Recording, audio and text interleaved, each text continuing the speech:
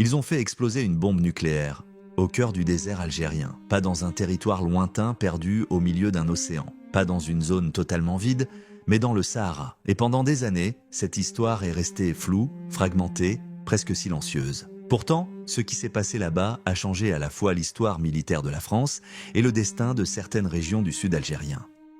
En 1960, la France veut entrer officiellement dans le club très fermé des puissances nucléaires. À cette époque, seuls les États-Unis, l'URSS et le Royaume-Uni possèdent l'arme atomique. Le général de Gaulle veut une force nucléaire indépendante pour que la France ne dépende de personne en cas de guerre. C'est la naissance de ce qu'on appelle la force de frappe. Mais pour tester une bombe nucléaire, il faut un endroit vaste, isolé, loin des grandes villes. L'Algérie est encore sous domination française. Le Sahara est immense. Le choix est fait. Le 13 février 1960, près de Regan, dans le sud-ouest algérien, la France déclenche sa première bombe nucléaire, Gerboise bleue. La puissance est estimée à environ 70 kilotonnes. Pour comparer la Besson-Moudia, la bombe d'Hiroshima faisait environ 15 kilotonnes. L'explosion est gigantesque. Un champignon nucléaire s'élève au-dessus du désert. La France devient officiellement la 4e puissance nucléaire mondiale. Mais ce que l'on raconte moins, c'est ce qu'il y avait autour. Le désert n'est pas vide, il y a des populations nomades, il y a des militaires, il y a du personnel technique, il y a des travailleurs locaux, et surtout, il y a le vent. Les retombées radioactives ne restent pas figées sur place. Elles voyagent, elles se déposent, elles contaminent parfois loin du point zéro.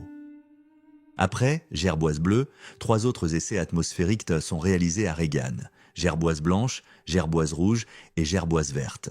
À l'époque, l'objectif n'est pas seulement de faire exploser une bombe, il s'agit aussi d'observer les effets sur le matériel militaire, les véhicules, les équipements et même sur les troupes. Des soldats sont positionnés à différentes distances pour étudier les effets physiques et psychologiques d'une explosion nucléaire. Cette partie de l'histoire reste l'une des plus controversées. Puis, la méthode change. Les essais atmosphériques provoquent des critiques internationales. Les inquiétudes augmentent. La France décide alors de poursuivre les tests sous terre. Direction le massif du Hogar, près d'Inneker, à environ 150 km de Tamanrasset. Des galeries sont creusées profondément dans la montagne.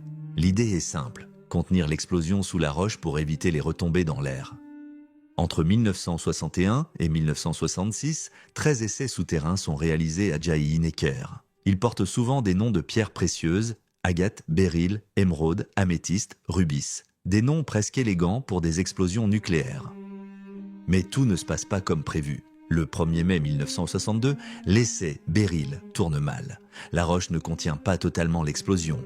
Une fissure s'ouvre, un nuage radioactif s'échappe du tunnel. Des militaires, des techniciens et même des responsables politiques présents sur place sont exposés. Des véhicules doivent être décontaminés. Du matériel est enterré sur place. Cet incident devient l'un des épisodes les plus marquants des essais sahariens.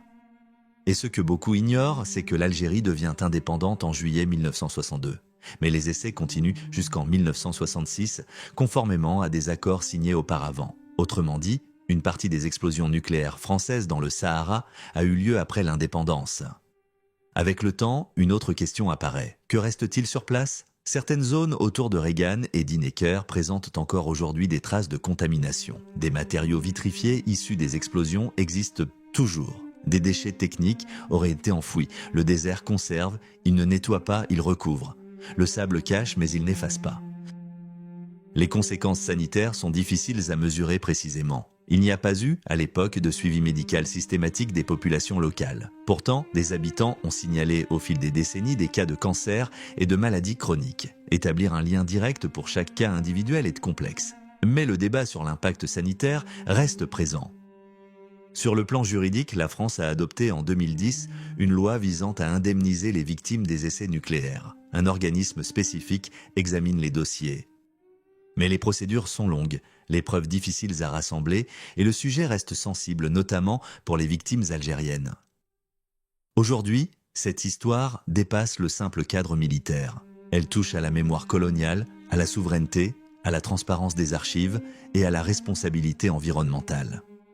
Les demandes d'accès complet aux cartes des zones contaminées et aux informations sur les déchets enfouis reviennent régulièrement dans les discussions diplomatiques entre les deux pays.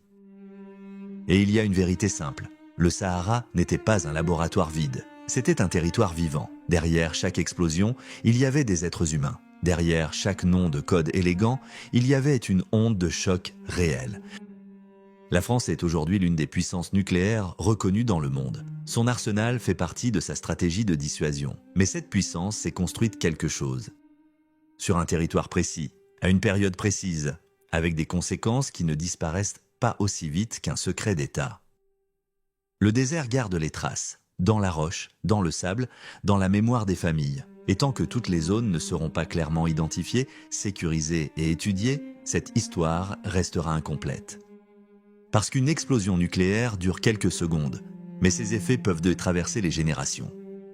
Et il y a un autre détail qu'on oublie souvent. Pendant longtemps, une partie des archives liées à ces essais est restée classifiée. Cela signifie que certaines informations précises sur les zones exactes de retombées, les niveaux mesurés à l'époque ou les méthodes de gestion des déchets n'étaient pas accessibles au public. Or, sans données complètes, il est difficile pour les scientifiques indépendants d'évaluer précisément l'impact environnemental à long terme. L'ouverture progressive de certains documents a relancé les débats, mais beaucoup estiment que toute la transparence n'a pas encore été atteinte.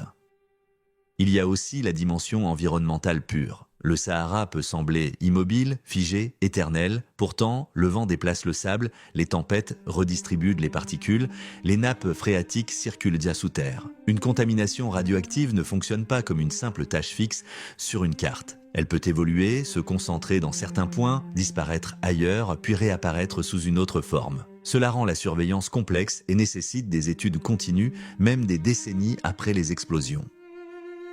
Et finalement, cette histoire pose une question simple mais puissante. Jusqu'où une nation est-elle prête à aller pour garantir sa sécurité stratégique? Les essais nucléaires ont permis à la France d'asseoir sa place parmi les grandes puissances militaires. Mais ils ont aussi laissé une empreinte durable dans le désert algérien. Entre stratégie, politique, mémoire et environnement, le Sahara reste un témoin silencieux. Et tant que toutes les réponses ne seront pas clairement établies, cette page d'histoire continuera de soulever des questions. Il faut aussi comprendre que cette histoire ne concerne pas seulement deux pays. Elle s'inscrit dans le contexte plus large de la guerre froide, une période où les grandes puissances testaient, développaient et amélioraient leurs armes nucléaires dans une logique de dissuasion. À cette époque, la priorité stratégique passait souvent avant les considérations environnementales ou sanitaires telles qu'on les conçoit aujourd'hui. Mais le temps a changé, les standards internationaux ont évolué, les attentes en matière de transparence, de responsabilité et de réparation sont beaucoup plus élevées. Ce qui était considéré comme un choix stratégique normal dans les années 1960 est désormais examiné avec un regard critique. Et c'est justement ce décalage entre le passé militaire et les exigences morales actuelles qui rend le sujet encore plus sensible. Alors, la vraie question reste ouverte. Que doit-on faire aujourd'hui avec cet héritage ? Faut-il rouvrir totalement les archives, accélérer les opérations de dépollution, revoir les mécanismes d'indemnisation, mettre en place un suivi sanitaire indépendant dans les régions concernées? Et maintenant, j'aimerais savoir ce que vous en pensez. Est-ce qu'on parle assez de cette période? Est-ce que tout a été clarifié selon vous? Est-ce qu'il faut aller plus loin? Dites-moi en commentaire votre avis, vos questions ou les points que vous voulez que j'analyse dans une prochaine vidéo.